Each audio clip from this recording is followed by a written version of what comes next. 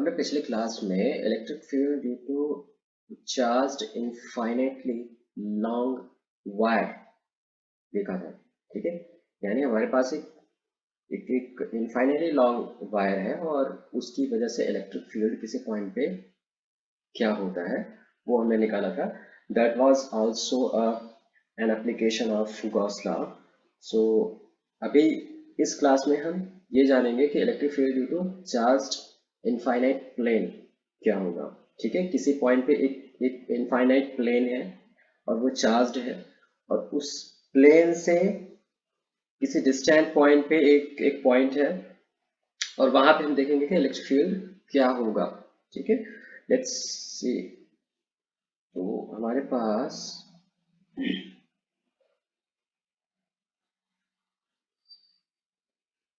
ये हमारे पास एक प्लेन है। Let me draw with other colour. ठीक है, ये हमारे पास एक प्लेन है और हम इसको एक फाइनाइट लेंथ का, फाइनाइट एरिया का हम बना रहे हैं, लेकिन ये फाइनाइट एरिया का जरूरी नहीं है हो, ये बहुत ही बड़ा प्लेन हो सकता है।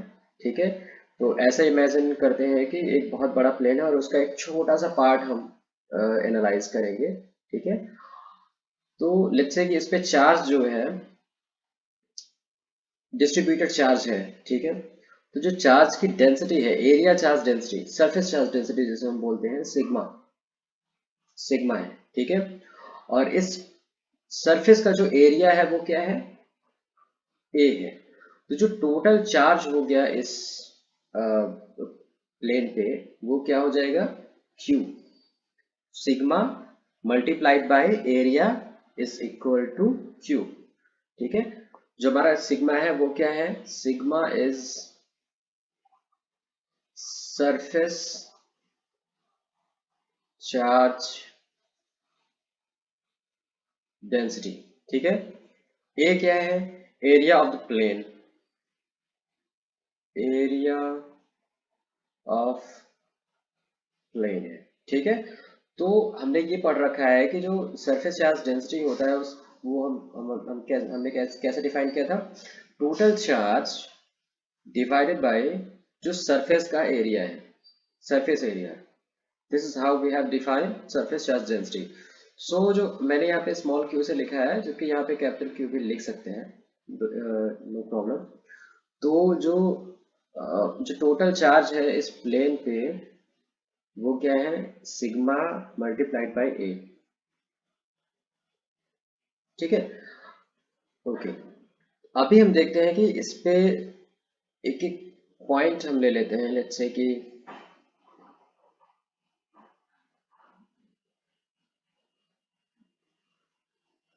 यहाँ पे एक पॉइंट हम ले लेते हैं। ठीक है, यहाँ से लेट्स से कि ये आर डिस्टेंस पे है ये। ठीक है, पॉइंट पी हम इसको ले लेते हैं। ठीक है, और हम यहाँ पे हम क्या निकालना चाहते हैं, E P, electric field at P due to this infinitely, मतलब ये जो हमारा पार्ट है, ठीक है, जो प्लेन है उसकी वजह से पी पॉइंट पे क्या इलेक्ट्रिक फील्ड होगा, हम तो वो कैसे निकालेंगे। तो अभी हम गॉस लॉ का एप्लीकेशन क्या कहते हैं देखेंगे कि कैसे हम गॉस लॉ का यहाँ पे हम यूज करेंगे इलेक्ट्रिक फील्ड को डिराइव करने के लिए। ठीक है,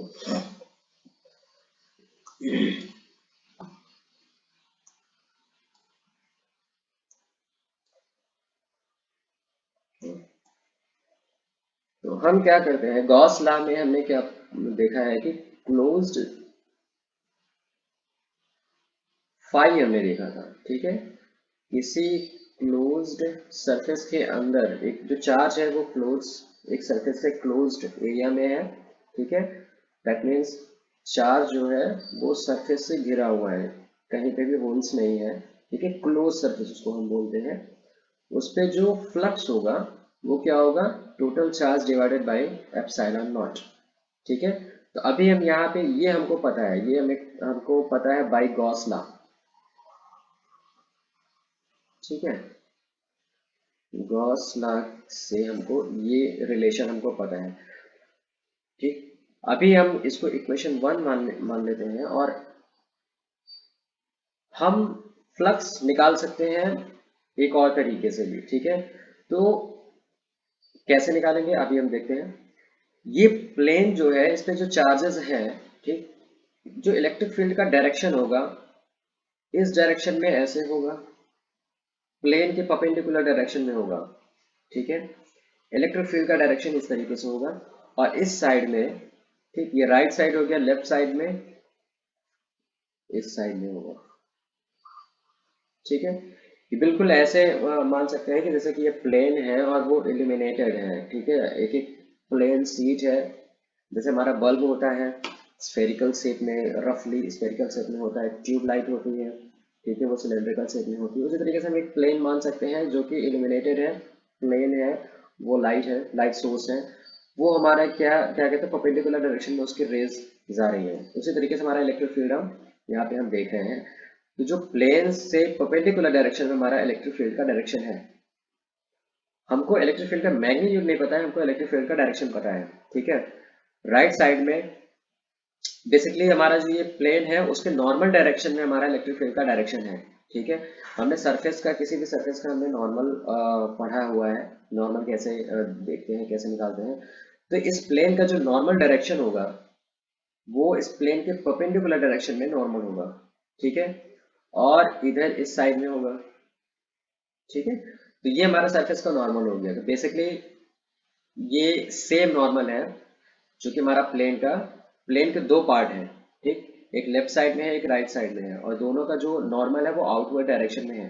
नॉर्मल का डायरेक्शन आउटवर्ड ही होगा।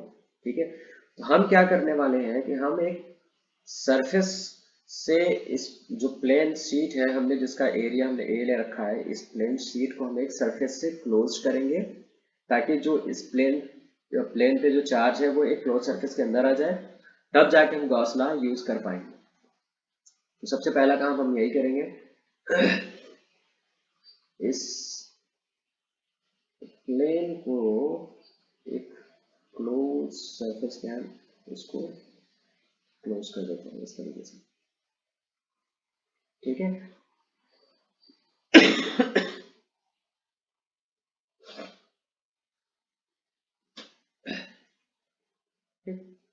अभी हम देखते हैं कि ये वाला जो पार्ट है इसमें जो सरफेस है एक क्यूबाइड टाइप का ये शेप है। ठीक है, बॉक्स टाइप का है, एक बॉक्स के रेक्टेंगुलर बॉक्स इसको हम बोल सकते हैं। इसको हमने प्लेन को ढक दिया है। ठीक है, तो इसके चार बेसिकली इसके 6 फेसेस हैं। ठीक है, लेकिन जो हमारे लिए जो इम्पोर्टेंट फेसेस हैं वो कौन सा है, जो इलेक्ट्रिक फील्ड के परपेंडिकुलर डायरेक्शन में जो हमारा क्या कहते हैं सरफेस है। ठीक है, तो हमारे जो इलेक्ट्रिक फील्ड के परपेंडिकुलर डायरेक्शन में कौन कौन सा सरफेस आएगा, ये वाला सरफेस आएगा। ठीक है, ये जो परपेंडिकुलर डायरेक्शन में सरफेस आएगा, और ये वाला सरफेस आएगा। ठीक, और जो पैरेलल डायरेक्शन में सरफेसेस हैं, लाइक ये वाले सरफेस, ये सरफेस है जो, ठीक है, ये सरफेस पैरेलल डायरेक्शन में है इलेक्ट्रिक फील्ड के। तो जो पैरेलल डायरेक्शन में इलेक्ट्रिक फील्ड के हैं, इन सरफेसेस को इलेक्ट्रिक फील्ड क्रॉस नहीं कर रही है। इसका मतलब जो फ्लक्स होगा वो जीरो होगा।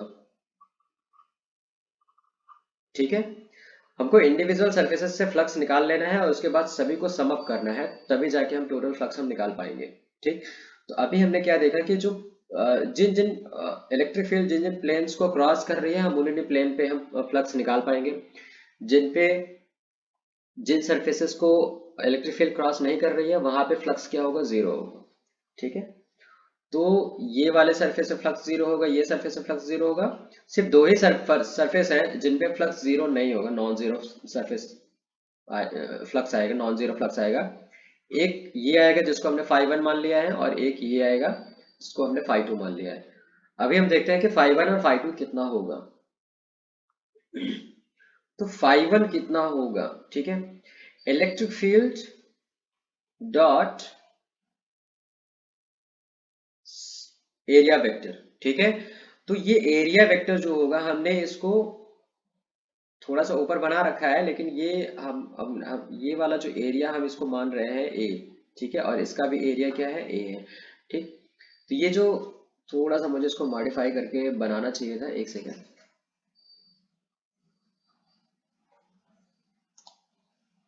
ये जो एरिया है ये बिल्कुल इस तरीके से है, जो हमारा जो फेस है, बॉक्स है बेसिकली, ठीक है। तो जो ये वाला फेस है इसका भी एरिया ए होगा, एरिया प्लेन के एरिया के बराबर, और इस वाले फेस का भी एरिया ए होगा प्लेन के फेस के प्लेन के एरिया के बराबर, ठीक है। तो हमारा ये वाला दोनों सरफेस का एरिया ए है, ठीक। तो फाई वन हमारा कितना हो जाएगा, ई डॉट एस, एस वेक्टर कितना हो जाएगा, अच्छा नॉर्मल किधर है इस प्लेन का, इस साइड में है, ठीक है। और इलेक्ट्रिक फील्ड का भी क्या कहते हैं, डायरेक्शन इसी साइड में है, तो दोनों का डायरेक्शन सेम है। तो हम क्या कर सकते हैं कि इन दोनों का मैग्नीट्यूड लिख सकते हैं डायरेक्ट, ठीक। एरिया वेक्टर का जो मैग्नीट्यूड है, डायरेक्शन तो इधर ही है, ठीक, इलेक्ट्रिक फील्ड के डायरेक्शन में, और मैग्नीट्यूड कितना है, ए है। इलेक्ट्रिक फील्ड का मैग्नीट्यूड हमने ई मान रखा है, और डायरेक्शन हमारा सेम एज एरिया वेक्टर। तो हमारा जो फाई वन हो गया, जो फ्लक्स फर्स्ट फ्लक्स हो गया, फाई वन हो गया, वो क्या हो गया, ई ए हो गया। सिमिलर वे में हम फाई टू निकालेंगे। फाई टू हमारा यहाँ पे जो एरिया वेक्टर है, एरिया वेक्टर यहाँ पे जो प्लेन है इसका नॉर्मल किधर होगा, इस साइड में होगा, ठीक है। तो यहाँ पे भी हमारा E dot S, same electric field, same magnitude E, और एरिया वेक्टर कितना हो जाएगा, इलेक्ट्रिक फील्ड और एरिया वेक्टर का जो डायरेक्शन है वो सेम है, तो यहाँ पे सिर्फ मैग्नीट्यूड आएगा, तो एरिया वेक्टर का मैग्नीट्यूड कितना है, ए है, ठीक है। तो फाई टू भी हमारा ई ए हो गया, ठीक। अभी हम टोटल फ्लक्स निकाल लेते हैं कि कितना होगा। जो टोटल फ्लक्स आएगा फाई, वो कितना आएगा, phi one plus phi two. Phi one कितना है, ई ए है, फाई टू कितना है, वो भी ई ए है, ठीक है। तो दोनों को हम सम अप करेंगे तो टू ई ए आ जाएगा। तो फाई हमारा कितना आ गया, टू ई ए आ गया। फाई हमारा कितना आ गया, टू ई ए आ गया। ये हमारा सेकेंड इक्वेशन। फर्स्ट इक्वेशन जो हमारी गॉस लॉ से आया था वो क्या था कि total charge divided by epsilon not, ये जो हमारे फर्स्ट इक्वेशन थे, ठीक है। अब देखेंगे कि लेफ्ट हैंड साइड दोनों का बराबर है, तो राइट हैंड साइड भी दोनों का बराबर होना चाहिए। दैट मीन्स इक्वेशन 1 एंड 2 हमको क्या देते हैं कि 2EA equal to Q divided by epsilon nought. तो यहाँ से हम E की वैल्यू निकाल सकते हैं। E के लिए हम सॉल्व कर देंगे। E की वैल्यू कितनी हो जाएगी, E Q divided by 2A epsilon not, ठीक है। अभी हम Q की वैल्यू रख देंगे सिग्मा के फॉर्म में, तो Q कितना होता है, सिग्मा A होता है, ठीक। ए कैंसिल हो जाएगा, तो ये आ जाएगा सिग्मा अपॉन 2 एप्सिलॉन नॉट। तो जो इलेक्ट्रिक फील्ड की जो मैग्नीट्यूड होगा वो कितना आएगा, sigma divided by 2 epsilon not, okay. ये हमारा इलेक्ट्रिक फील्ड का मैग्नीट्यूड होगा, और जो डायरेक्शन है वो क्या है, आउटवर्ड डायरेक्शन में, परपेंडिकुलर प्लेन के परपेंडिकुलर डायरेक्शन में, जो कि आउटवर्ड हो, ठीक है, प्लेन से बाहर निकलता हुआ, ठीक, जो नॉर्मल डायरेक्शन है वो, तो डायरेक्शन वो हो जाएगा, ठीक है। मैग्नीट्यूड कितना हो जाएगा, sigma divided by 2 epsilon not, ठीक।